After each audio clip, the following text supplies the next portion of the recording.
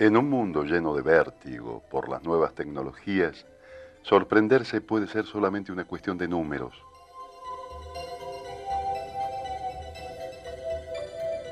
Pero hay lugares en donde la sorpresa no es formar parte de lo último, sino simplemente un aumento en las cosechas, el festejo de una fiesta, un nuevo maestro o un médico que pueda llegar a tiempo.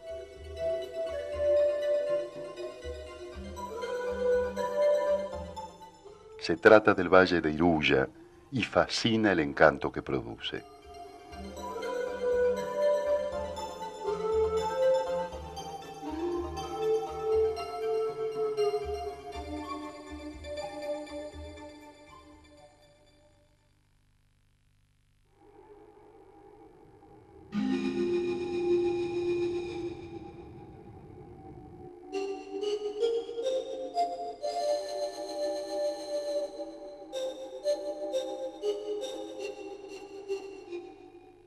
Bien en el norte argentino, casi en el límite con Bolivia, alejado de las rutas tradicionales, después de atravesar el cajón jujeño de la quebrada de Humahuaca, hacia el este, pasando por las sierras del Senta de más de 4.000 metros de altura, se encuentra el Valle de Iruya.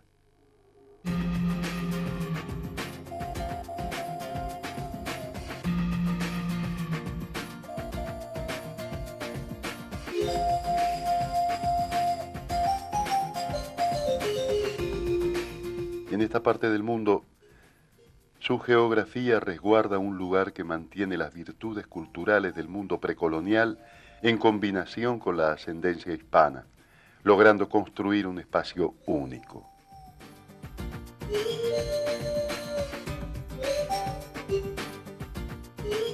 Su condición de aislamiento mantuvo al lugar con la posibilidad de preservar hábitos y costumbres tradicionales,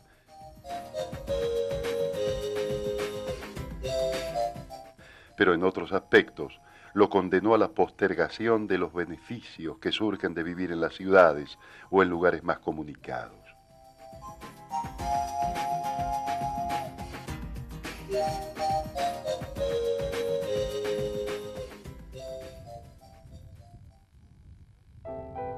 Aquí la gente aún mantiene la convicción de pensar la vida únicamente como parte de la comunidad y su eterno agradecimiento a la tierra.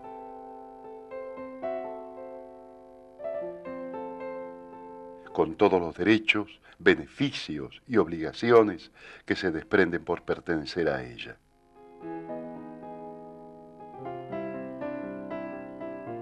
Todos los años, en el mes de octubre, las personas de las distintas comunidades se acercan a Iruya para festejar las fiestas patronales en veneración a la Virgen de Rosario. Para llegar hasta Iruya, muchas personas caminan durante días, no solo para poder festejar, sino también para poder canjear o vender los productos de su cosecha o de sus habilidades artesanales.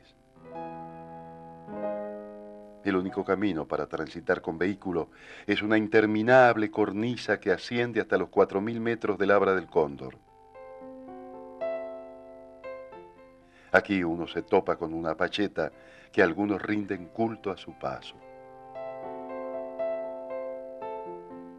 Una apacheta es un altar de piedra colocado en lo alto del camino que ayuda al arriero y al caminante que le rinde culto,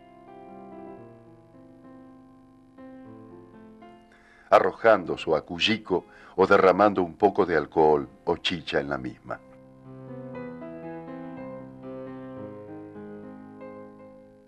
A partir de este punto, la ruta se desenrosca abruptamente en curvas y contracurvas que se internan en vertiginoso descenso por el cañadón del río Iruya.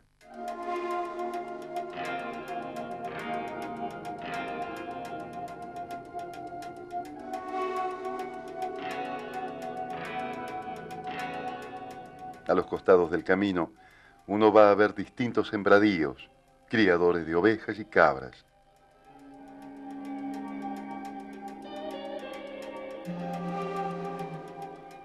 Siguiendo la ruta, bordeando un profundo barranco de un paisaje inigualable, uno termina en la puerta misma de la iglesia.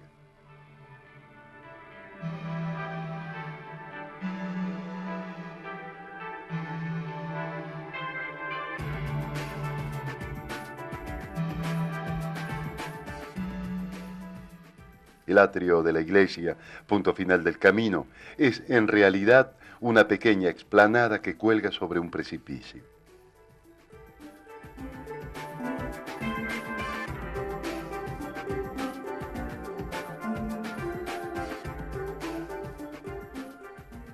Debido a las características irregulares del terreno, Iruya está encajada en lo alto de un farallón que el río en la época de lluvias ataca infructuosamente.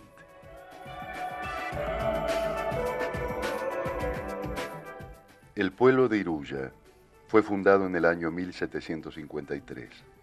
Su origen se remonta a asentamientos indígenas cuyos antecedentes más remotos fueron los ocloyas, aunque también convergieron atacamas, omaguacas, quechuas y chiriguanos.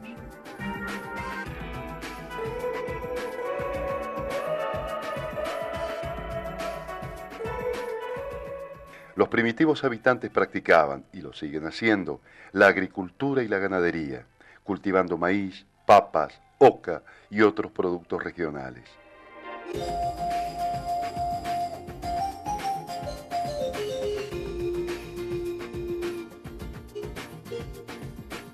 Al mismo tiempo, criaban llamas y explotaban vicuñas y guanacos. Esta última actividad ya se extinguió, no así la cría de ovejas y cabras que prevalece en la actualidad.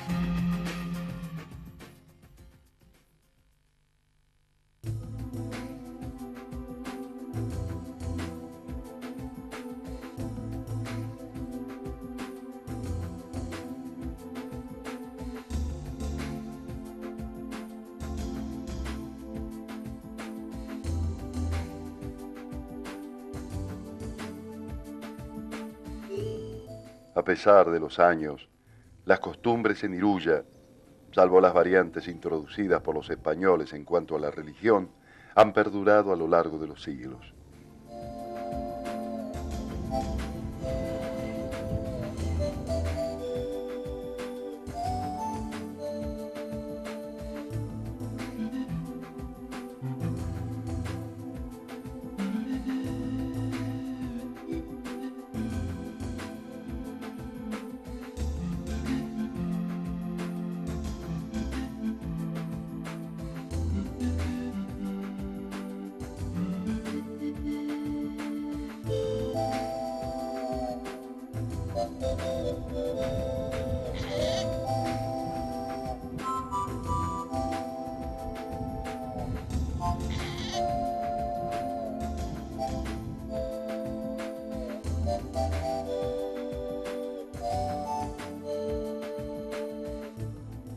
De este modo, se ha creado un sincretismo religioso en donde convive la religión católica mezclada con la adoración a la Pachamama, las ofrendas para el Día de las Almas y tantas otras cosas.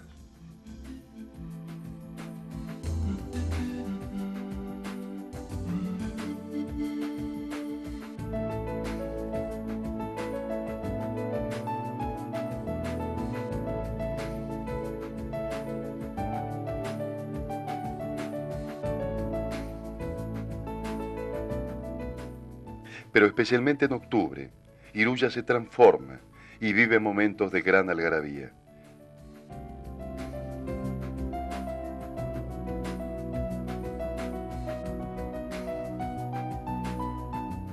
No dejan de llegar personas de distintas comunidades a pie o en camiones, con mercaderías para el gran mercado que se instala sobre el lecho del río bajo la sombra de la iglesia.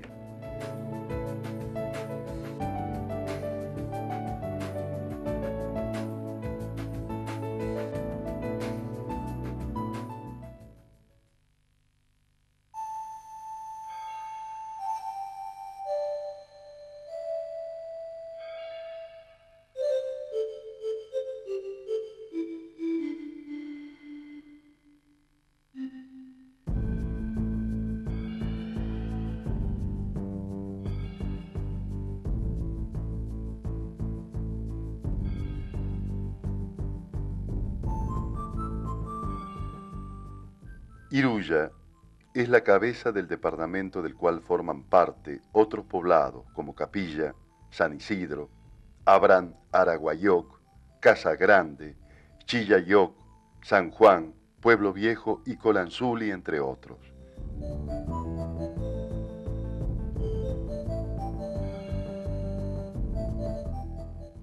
Con una población en total de casi 4.400 habitantes.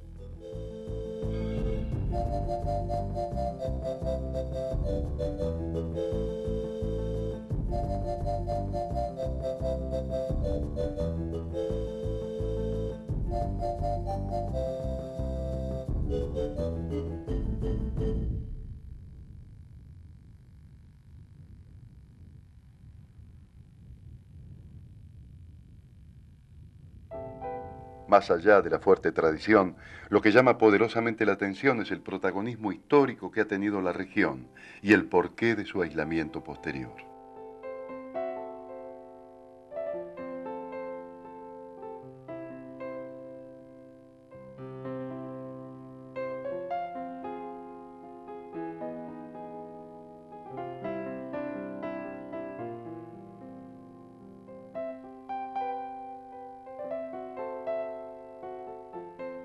Para nuestra suerte, contamos con los conocimientos de Gloria Federico, nieta de uno de los personajes más destacados de la historia del lugar, con quien intentamos reconstruir y entender el espíritu del Valle de Iruya.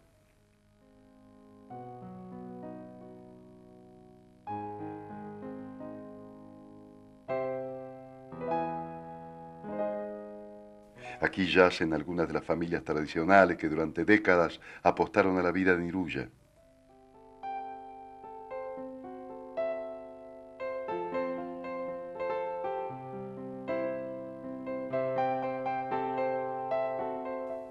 Esta zona está ubicada en los contrafuertes de la meseta del altiplano boliviano. Es un plano inclinado que une las tierras altas, frías y áridas con los valles productivos y cálidos de Orán. Esta situación le dio en principio el carácter de zona de tránsito, por lo que recibió el efecto de innumerables invasiones, produciéndose una sedimentación de diversas culturas.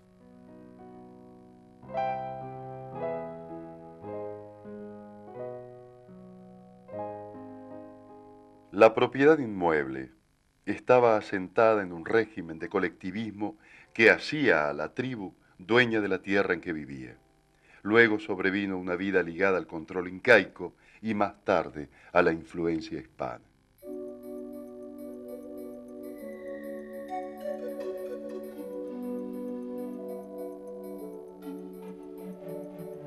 Con la llegada de los españoles al Perú, desde aquí comenzaron con el envío de otras expediciones hacia regiones desconocidas del sur, comenzando con la repartición de tierras para familias distinguidas en la zona de Iruya a fines del siglo XVI y principios del siglo XVII.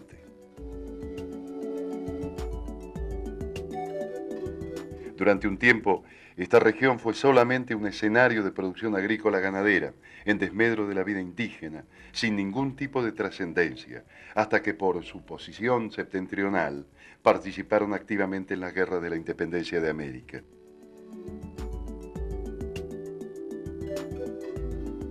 Y finalmente, a principios del siglo XX, comienzan a llegar emigrantes expulsados de Europa, seducidos por la supuesta bonanza de la región, como es el caso del abuelo de Gloria.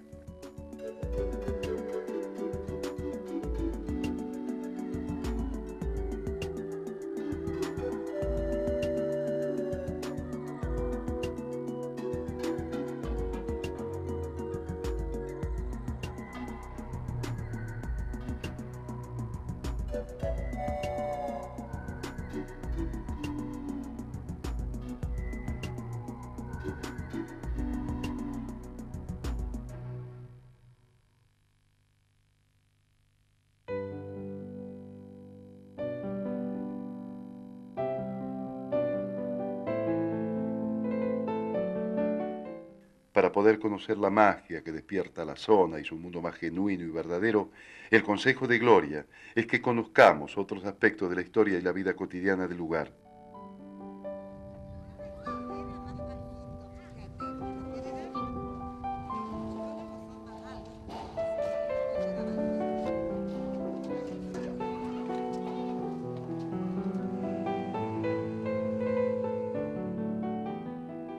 Así, tomamos rumbo hacia otra comunidad en donde se había establecido su abuelo.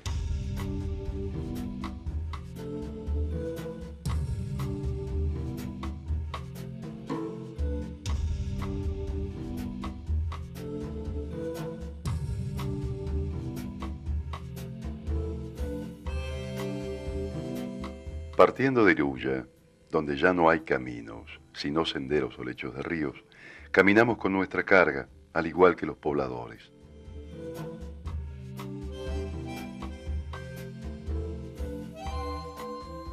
A la distancia, tomamos conciencia de la ubicación del pueblo, una quebrada, estrecha y profunda, de no más de 300 o 400 metros de ancho.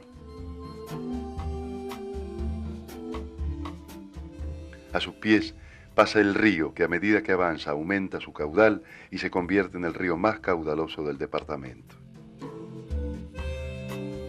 Durante el camino sentimos el vigor de las montañas, que aún en esta zona pueden alcanzar los 4.700 metros. Durante el camino es frecuente encontrarse con otros pobladores, con sus burros y su carga, siempre con un manejo distinto del tiempo. La naturaleza del suelo, muy escarpado, y por el lugar montañoso, impide el crecimiento de las plantas, solo algunas de reducido tamaño y en su mayoría xerófilas.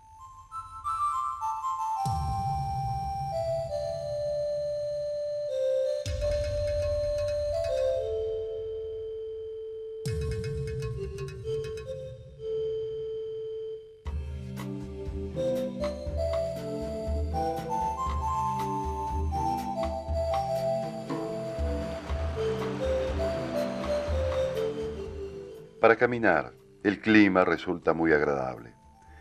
Está en relación directa a las distintas altitudes. La temperatura oscila entre los 36 grados en verano y los 6 grados bajo cero en invierno, generándose en las quebradas un ambiente más propicio para los asentamientos.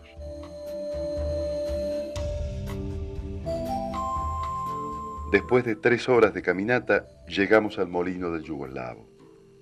Todo un imperio personal, lleno de fantasías y aventuras de un colono que sin ningún tipo de conocimiento del lugar y del idioma, se atrevió a desafiar la adversidad.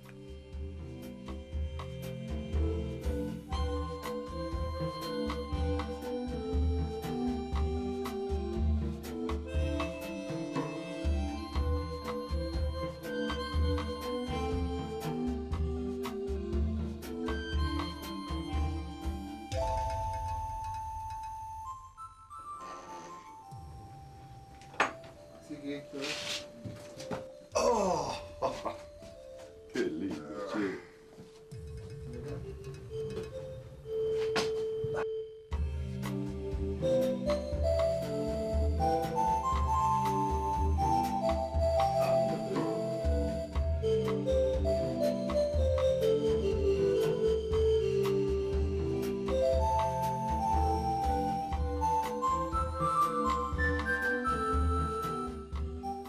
Gloria mantiene vivo el ejemplo de aquellos que, como su abuelo, transformaron su deseo en realidad.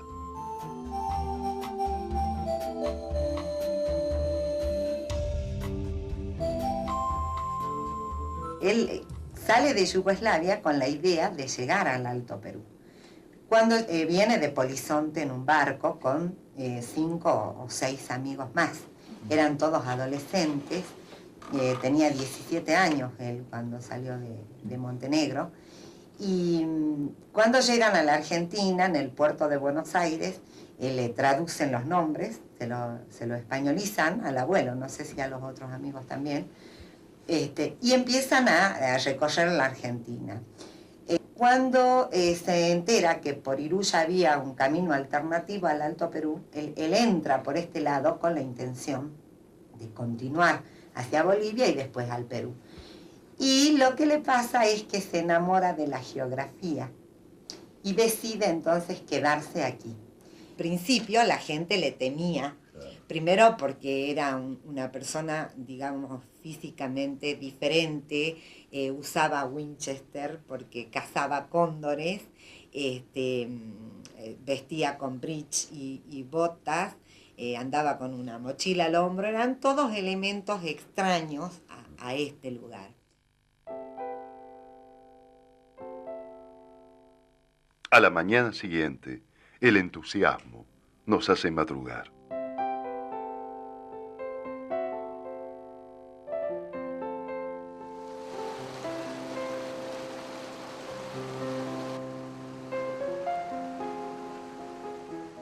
Un arroyo forma parte de los privilegios del lugar y es uno de los elementos indispensables para recrear la vida.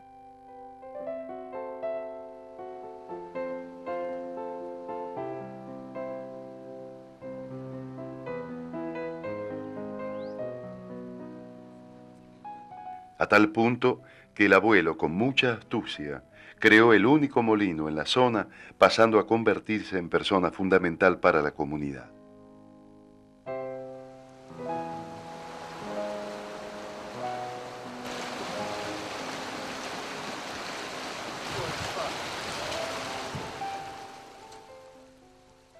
¿Cómo lo hizo? El principio es simple, pero el trabajo es mucho. Se desvía parte del río hacia el canal.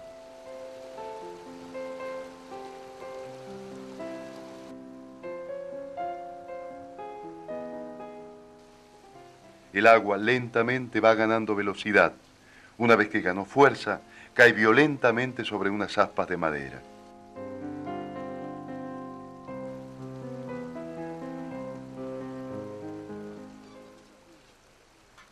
Al girar las aspas, generan el movimiento de una piedra que va a moler finalmente los granos.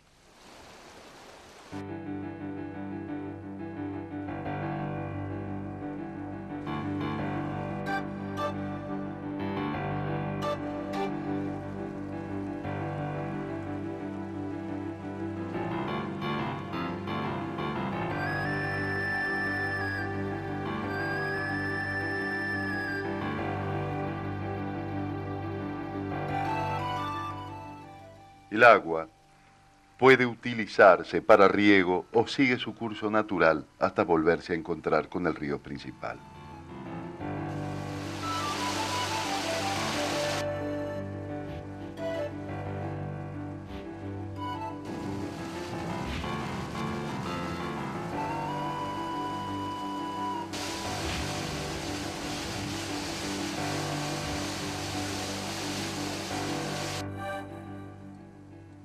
De este modo, el molino se convirtió en un lugar indispensable para el lugar. ¿Ves? Las personas durante años y aún ahora siguen moliendo sus granos, pagando o intercambiando mercaderías o un porcentaje de la producción por los servicios.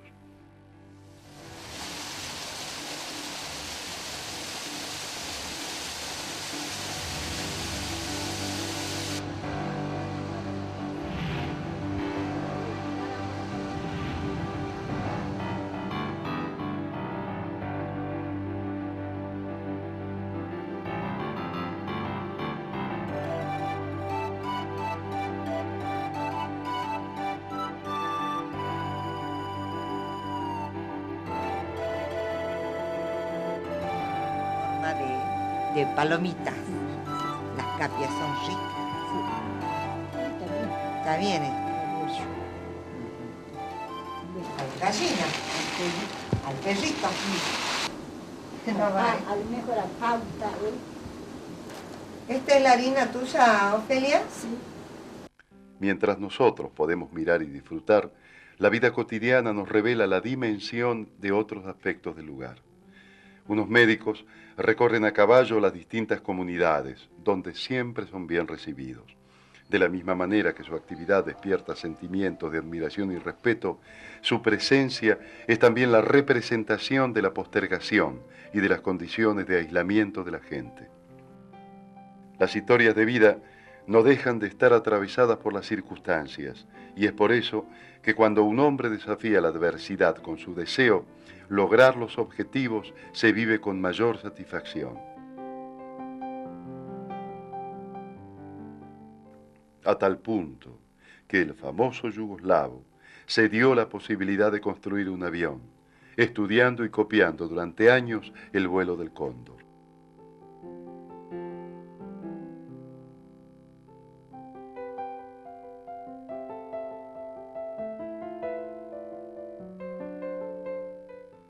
Por supuesto, lo terminó. Y también se estrelló, pero por suerte, sin daño físico alguno.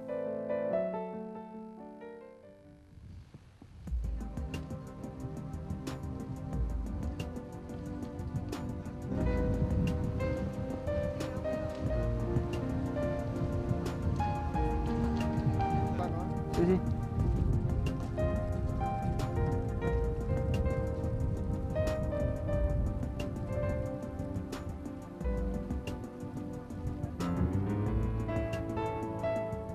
Intrigado con el paso de los médicos, vamos hasta su encuentro en el pueblo de San Isidro.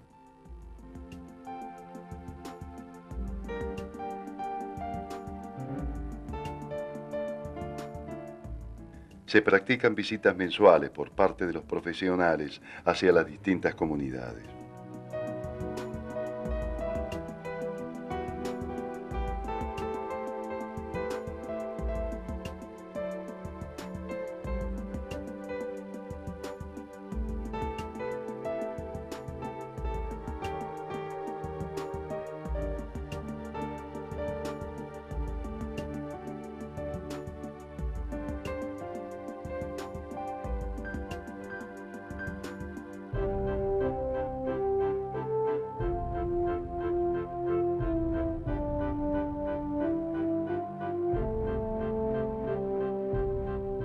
Además del placer de vivir en Iruya, por su paisaje, por su gente, es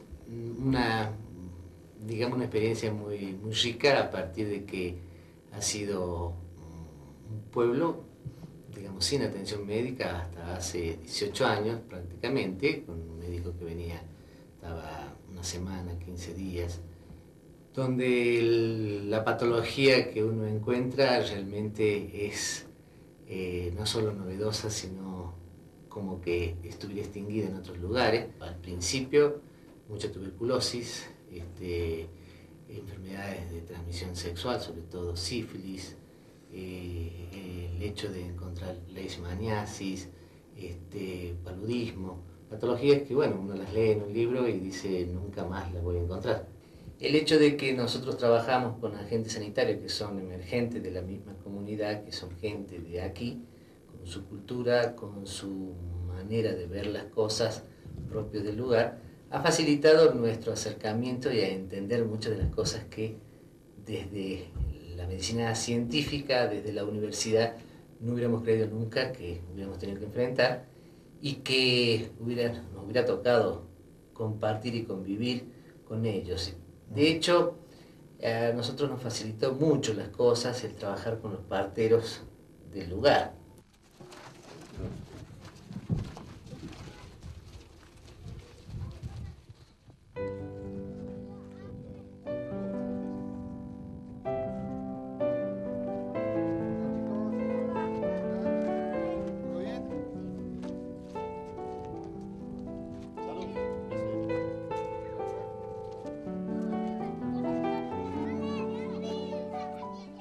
En estos lugares, el rol de las personas y de las instituciones resulta primordial.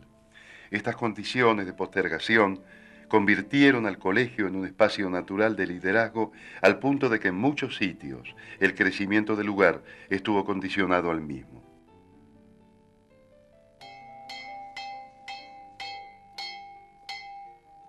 Y acá lo más común es el susto. El susto es una situación de estrés. El mismo estrés que en la ciudad se describe como que limita el asumir patologías, limita las defensas y condiciona al paciente para que su evolución no sea, digamos, la esperada o la aparición de patologías propias del estrés. Acá el estrés es vivido como el susto. Bueno, según el susto que usted ha tenido, supongamos que usted se ha asustado con una persona, o se ha asustado con trueno, o se ha asustado con una víbora. Es según el susto que usted tiene, uno hay que curar, uno sabe. No lo curan rezando con agua bendita y con piedra de rayos y es asustado de trueno. Que cae piedra cuando cae eso es trueno, ¿ves? Y bueno, ese es que hemos aprendido los antiguos, que no mi papá. Y en otro tema que es más común ver esa situación es lo que ellos llaman la icadura. La icadura es una enfermedad producida por las emanaciones o por la impresión que causa un cadáver, incluso un animal muerto. Y la icadura clínicamente se manifiesta el cuadro típico de desnutrición grave. La icadura supone el curarlo de icadura. El curarlo de icadura tiene que ver con todo un rito donde el chico es introducido en la panza de la vaca apenas escarneada. Y uno lo que ve es que la madre no se molesta en hacer el esfuerzo por superar el problema de la icadura hasta que no hace ese rito. Y luego sí empieza la realimentación y ya luego concurre al médico. Es muy común encontrar chicos desnutridos a partir de grandes parasitosis, de infecciones urinarias, de anemia, incluso con problemas alimentarios a partir de una dieta insuficiente.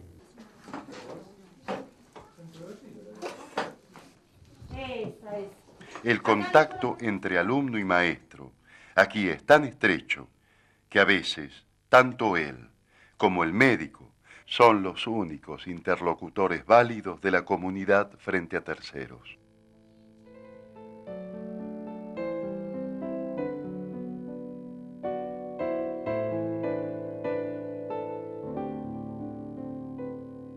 Como el toro negro bajado de la lomada, en las astas traigo copla, en la garganta tonadas. El lugar recibe el encanto de la tonada de un chico. Si uno se va al otro extremo de Iruya, seguramente va a vivir las mismas circunstancias. Gente trabajando la tierra o cuidando las cabras y ovejas, y por supuesto, no va a faltar la iglesia. La medicina indígena, vigente en el área andina, participa de una larga trayectoria que es transmitida en forma oral, donde han unido contenidos mágicos con los de una medicina empírica basada en drogas naturales, a la que con posterioridad agregaron productos farmacológicos industrializados. Pero lo que no ha variado es la creencia popular en el origen mágico de los poderes que posee el curandero. Dicen que las enfermedades tienen su origen en las rocas, en las vertientes o en el viento. La gente es muy solidaria ante la necesidad de que un paciente requiera consulta acá y no pueda trasladarse en forma individual. Lo común es que la misma gente lo traslade, se organizan y si hay que caminar 12 horas lo hacen caminando desde el lugar donde está el paciente, arman lo que ellos llaman una angarilla. Una angarilla es una camilla hecha por ellos y lo trasladan a partir de que se van turnando en el transporte de esa angarilla. Generalmente las comunidades más lejanas son las que mejor se organizan.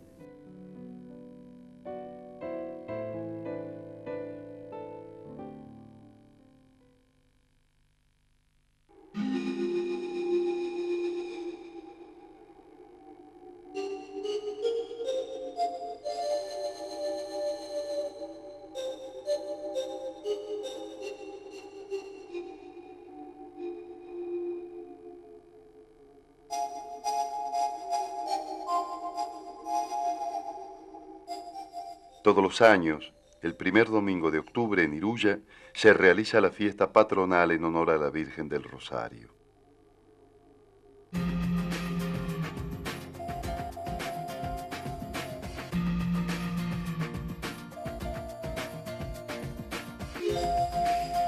Con motivo de ellas, cientos de puneños acuden motivados por su fe y también por sus necesidades, para intercambiar sus productos, manteniendo así una tradición que tiene sus orígenes en épocas precolombinas. Según los pobladores, la creencia más válida es que la Virgen se apareció en el momento de la creación del pueblo, en el mismo lugar en donde está actualmente el templo de la Iglesia Católica, llamada San Roque.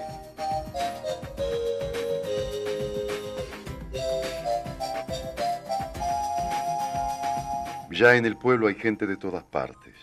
La feria está totalmente instalada. La gente ha llegado en modestas recuas de burro, en camiones, a pie, con arreos de animales, de cualquier modo. Traen papas, chuño, vestidos de colores, chicharrón, poncho, ollas de barro, naranjas y muchos otros artículos apreciados en la zona.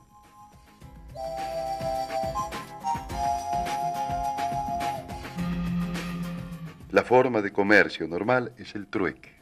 Las cosas valen según la necesidad que cada cual tiene de ella.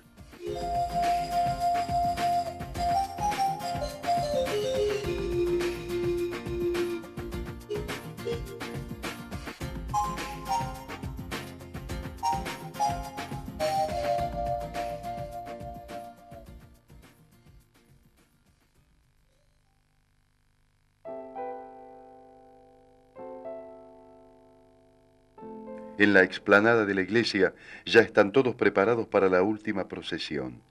El pueblo participa con alegría de todos los actos religiosos programados. Se escuchan misas y Padre Nuestros, acompañados por sicus, guitarras y tambores. Es también el momento del encuentro social. Se va generando una gran expectativa.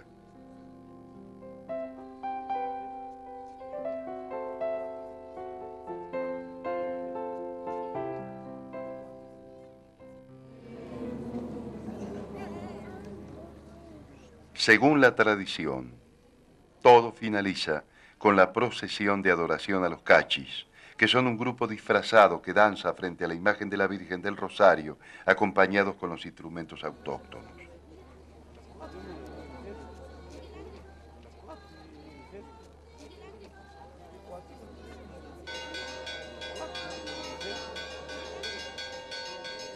Los diversos personajes simbolizan a una familia con sus bienes y haciendas, e inclusive a un negro que oficia de bufón.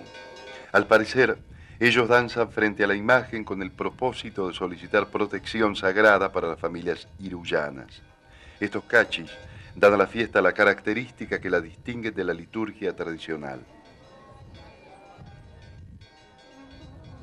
El grupo está compuesto por el negro, los caballos, el torito, una vieja, 2 chinitas, un viejo y 2 changos. La danza, dando la cara a la Virgen del Rosario, siempre en símbolo de la defensa y protección de la Iglesia y sus santos patrones.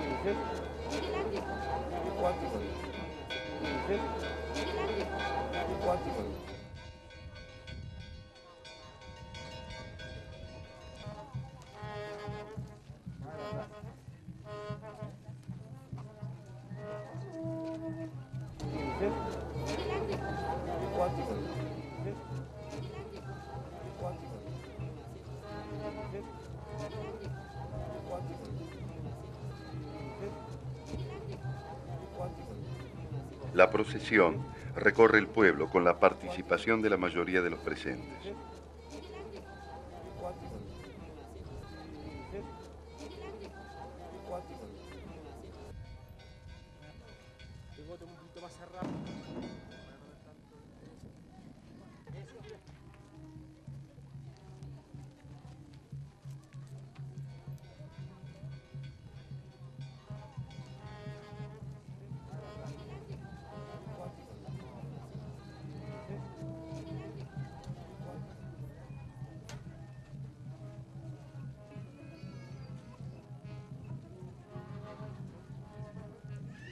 La danza de los cachis expresa la eterna lucha del bien y del mal, encarnada en la figura del negro, quien pretende tentar al grupo que representa al pueblo con sus tres momentos, niñez, juventud y vejez. También nosotros nos sumamos al festejo y compartimos la emoción de la tradición y la creencia. El baile consiste en adelantarse y hacer reverencia al compás de la música, inclusive el negro, pues todos en la creación se inclinan ante la fuerza redentora del bien. Cada personaje significa algo. El negro representa el mal y paradójicamente también le dicen el rubio o caballero. Su vestimenta denota elementos propios de la cultura europea. Está siempre acechado por los caballos y el toro.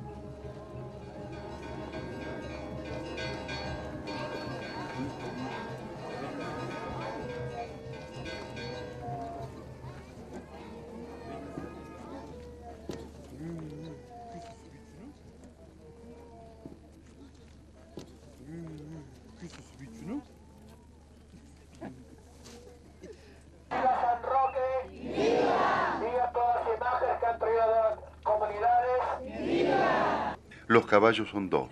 Ellos abogan por la prosperidad de la sementera y la abundancia del ganado. Considerado como los caballeros de neto corte español.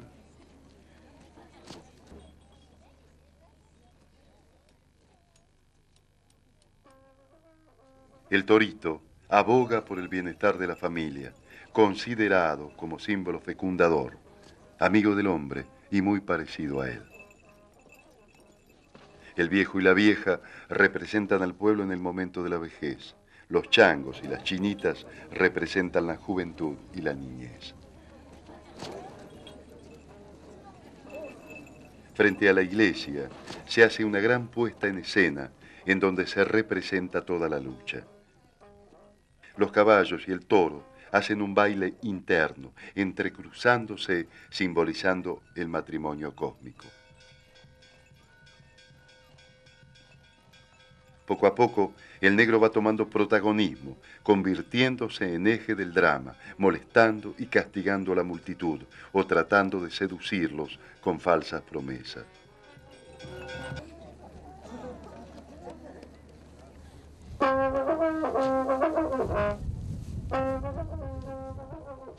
Las personas participan vivamente entusiasmadas y hasta en complicidad con la historia.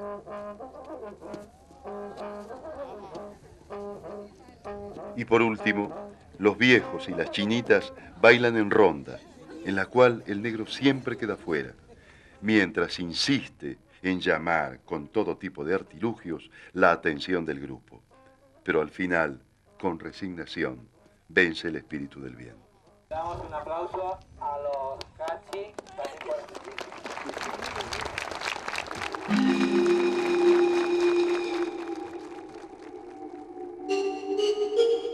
La ruta nacional hacia Bolivia hoy pasa por otro sitio. Pero igual, todos los años se repite en octubre esta fascinante fiesta. Nuevamente personas de todas las comunidades vendrán a pie con sus burros y mercaderías. Se ha representado el sentimiento, mito y creencia de la comunidad con alegría. En cada una de estas fiestas existe como una suerte de muerte y resurrección de la vida, alimentando la esperanza de un mundo mejor.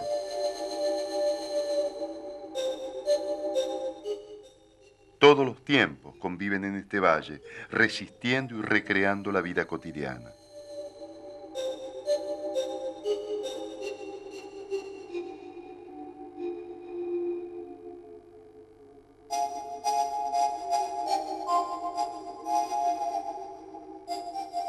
Es el valle de Iruya y fascina el encanto que produce.